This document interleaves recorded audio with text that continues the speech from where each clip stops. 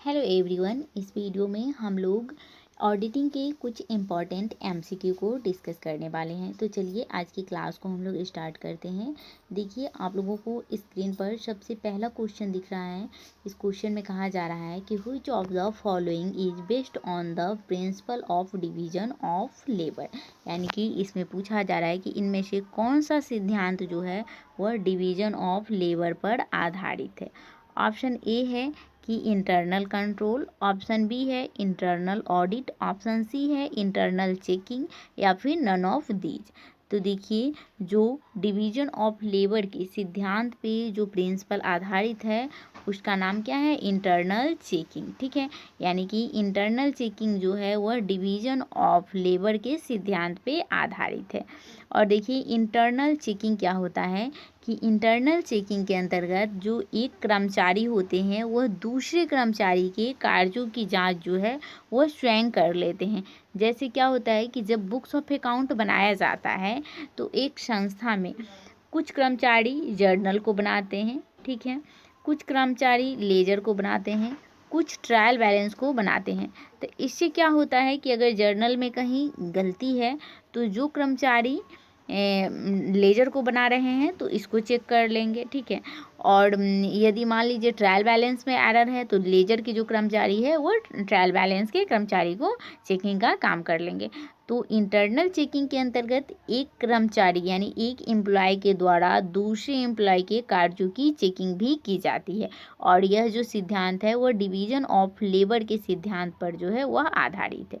ठीक है, तो इस तरह से इसका राइट ऑप्शन क्या हो जाएगा, ऑप्शन नंबर सी हो जाएगा।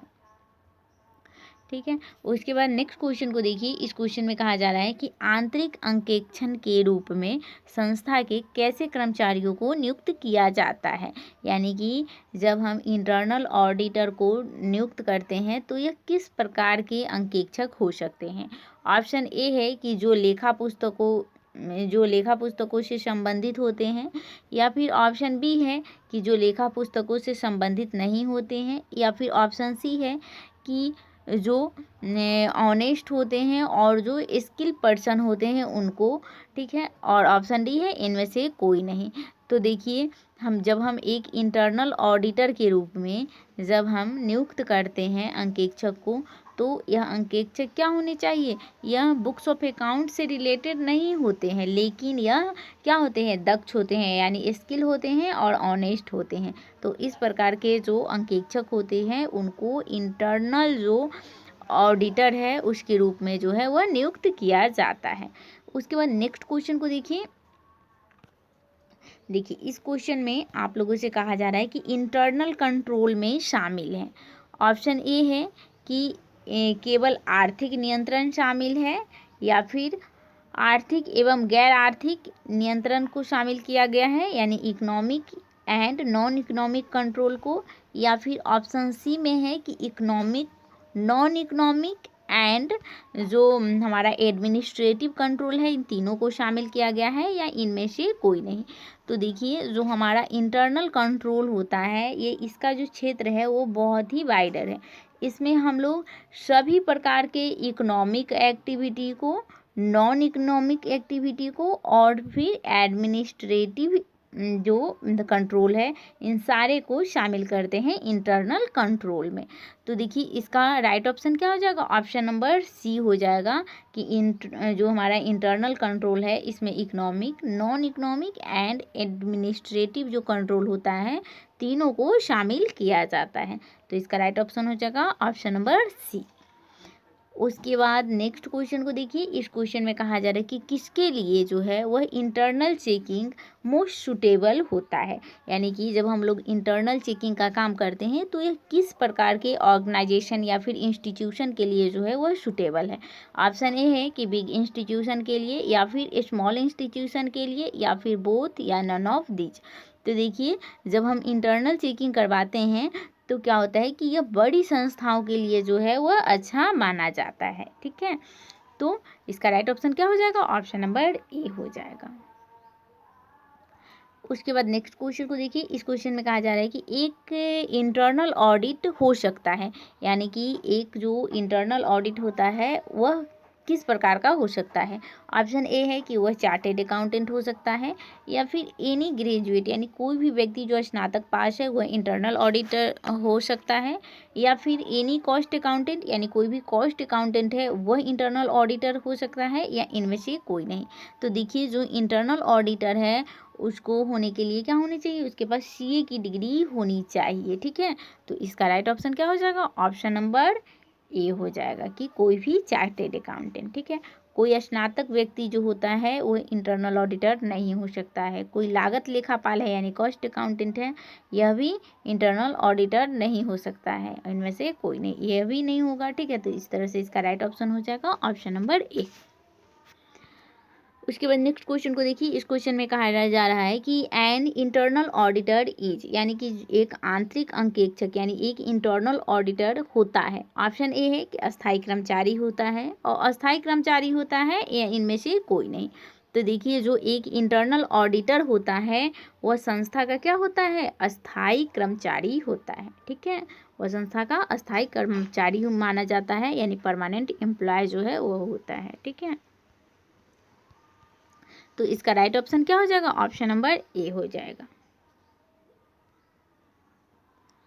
उसके बाद नेक्स्ट क्वेश्चन को देखिए। इस क्वेश्चन में कहा जा रहा है कि report of an auditor is, यानी कि आंतरिक अंकेक्षक यानी कि जो हमारा इंटरनल ऑडिटर होता है उसका रिपोर्ट क्या होता है।